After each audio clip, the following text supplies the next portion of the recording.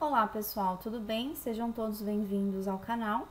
Hoje daremos continuidade ao tema cinética química, abordando a questão da ordem de reação e também da lei da velocidade. Lembrando que na parte 1 nós conversamos sobre velocidade média, de formação e velocidade média de consumo, velocidade média única da reação e também sobre a velocidade instantânea. Então, dando início a essa aula, o que vem a ser a lei da velocidade, de uma reação? Então, eu representei uma reação genérica e as letras em maiúsculo, elas estão representando reagentes em produto, enquanto as letras em minúsculo representam os coeficientes estequiométricos da reação.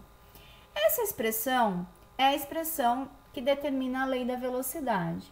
Então, a lei da velocidade, ela é igual a uma constante vezes a concentração dos reagentes elevado a um determinado expoente. Esse expoente, ele não apresenta uma relação direta com os coeficientes estequiométricos, são valores diferentes, até mesmo por isso que eles estão codificados com letras diferentes. Mas o que seria, na prática, o que significa essa expressão, para que ela serve, tá? A lei da velocidade, na realidade, ela mostra, tá, como que a velocidade responde à variação da concentração dos reagentes. Ou seja, se eu aumentar ou diminuir a concentração de um reagente, a velocidade fica mais rápida, mais lenta. O que acontece? E será que traz algum efeito? E se traz um efeito, de quanto é esse efeito? Tá? A constante que nós determinamos aqui de K, ela é independente da concentração. Porém, ela depende da temperatura. Então, significa o quê? Que esse valor, ele realmente só é constante se eu estou realizando os dados experimentalmente a uma temperatura fixa, tá? O que seria X? X é a ordem para o reagente A e Y a ordem para o reagente B. Qual é a ordem da reação? X mais Y, tá?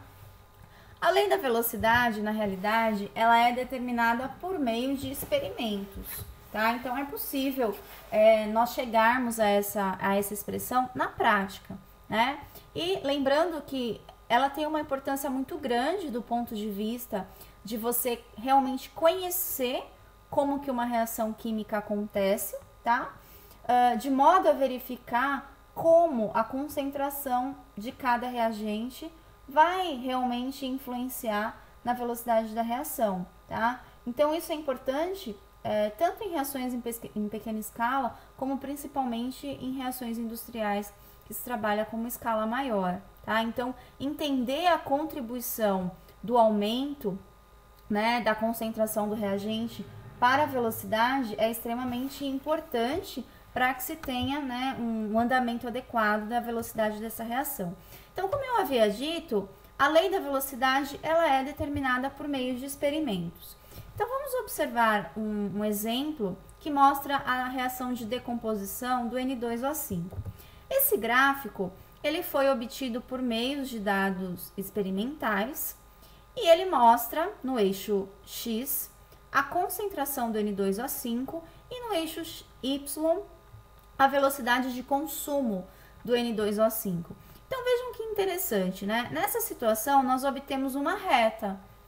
E se esse gráfico ele é uma reta, o que isso significa? Significa que a concentração de N2O5 é proporcional, diretamente proporcional à velocidade de consumo. Ou seja, as duas grandezas que estão nos eixos X e Y são diretamente proporcionais, tá?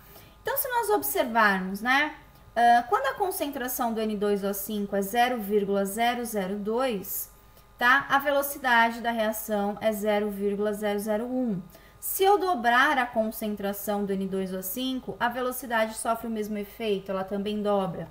Ou seja, ela aumenta de 0,001 para 0,002. Então, sempre que eu tiver que a velocidade da reação for diretamente proporcional à concentração, eu tenho uma reação de ordem 1.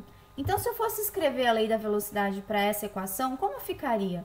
Então, a lei da velocidade vai ser igual a uma constante vezes a concentração do reagente, nós só temos um, que é o N2O5, elevado a um expoente. E esse expoente é a ordem. E qual é a ordem nesse caso? A ordem 1.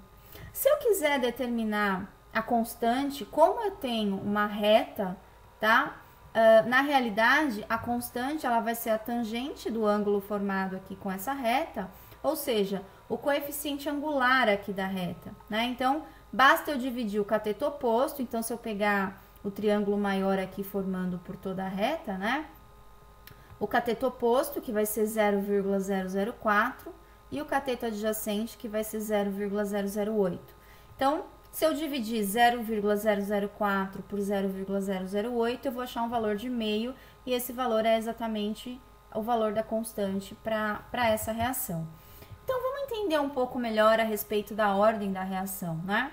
O que seria uma reação de ordem zero? O que isso significa? Isso significa que se eu aumentar ou diminuir a concentração de um determinado reagente, ele não causa nenhum efeito para a velocidade da reação. Ou seja, a velocidade da reação ela é totalmente independente da concentração do reagente. Então, isso seria uma reação de ordem zero.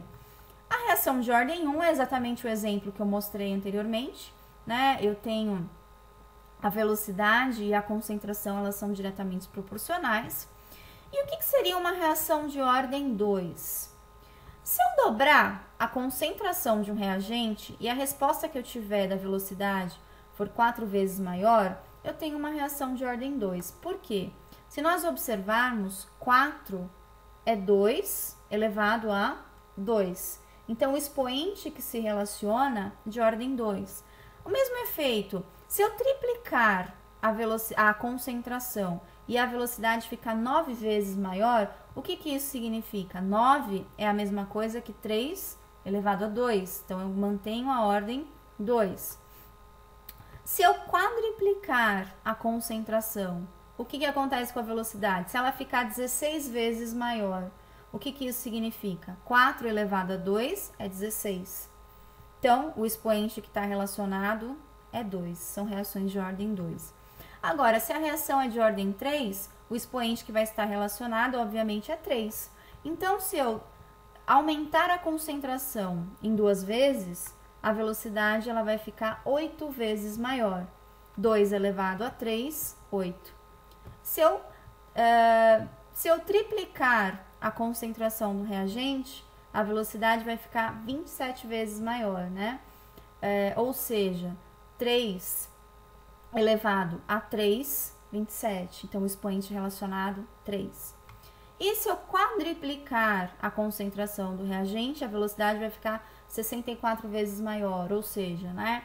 4 elevado a 3 é igual a 64. Então, na realidade, a ordem da reação está relacionada com o expoente que se relaciona, tá?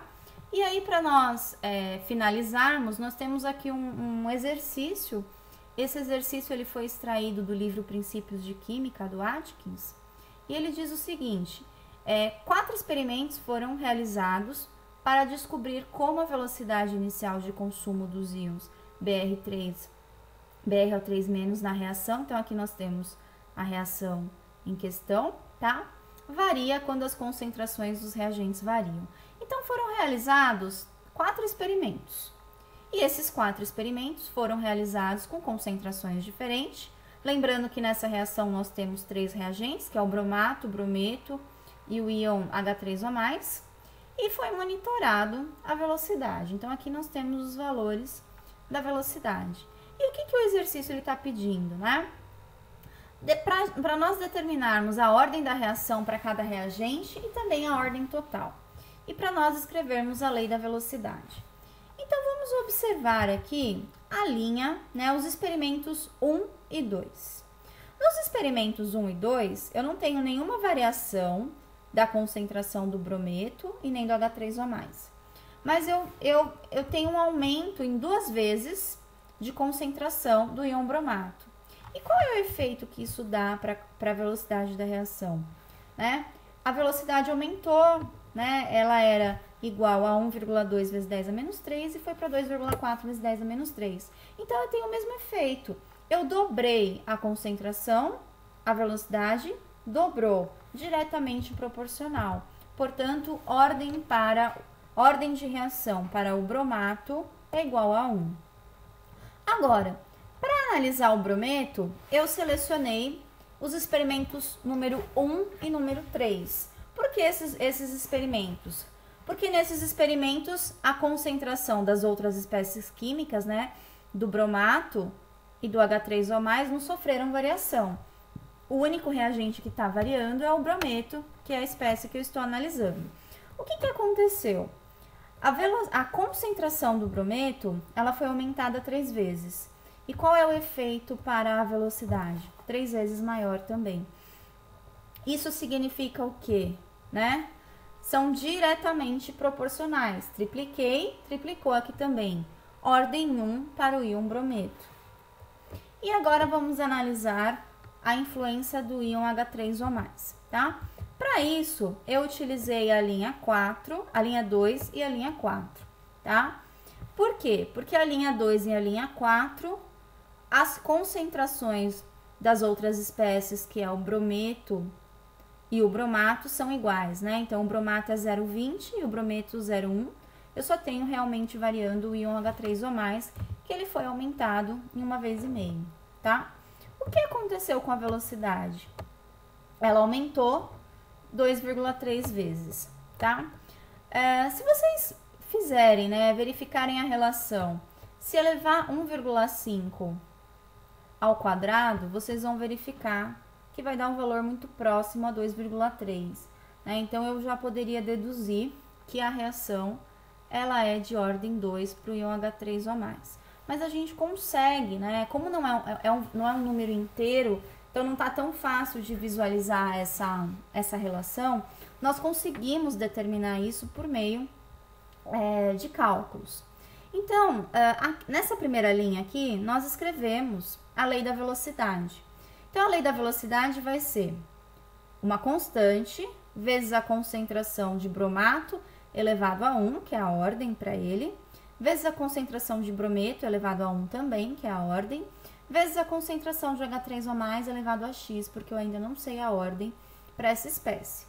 Então, eu substituí nessa expressão os dados correspondentes à linha 2 e à linha 4.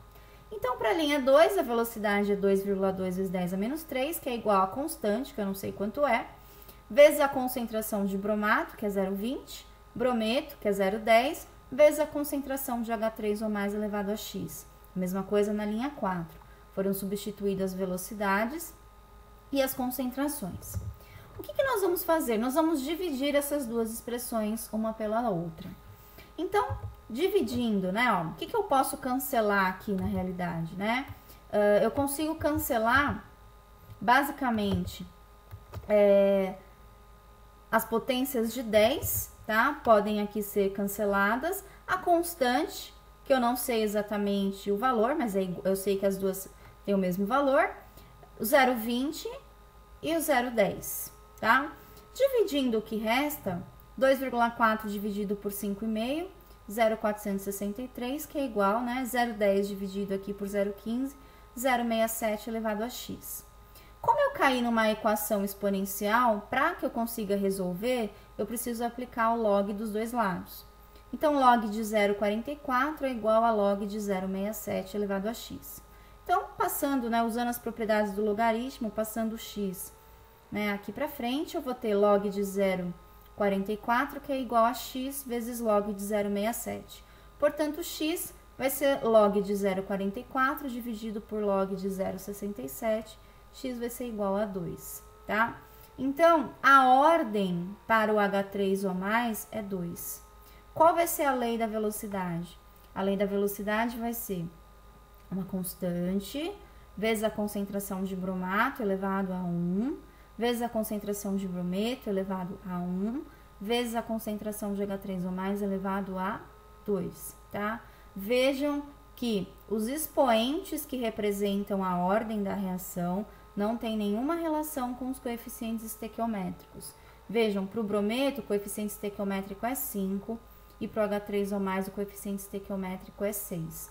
Qual que é a ordem para essa reação? É a soma das ordens para cada reagente. Então, 1 mais 1 mais 2 é uma reação de ordem 4.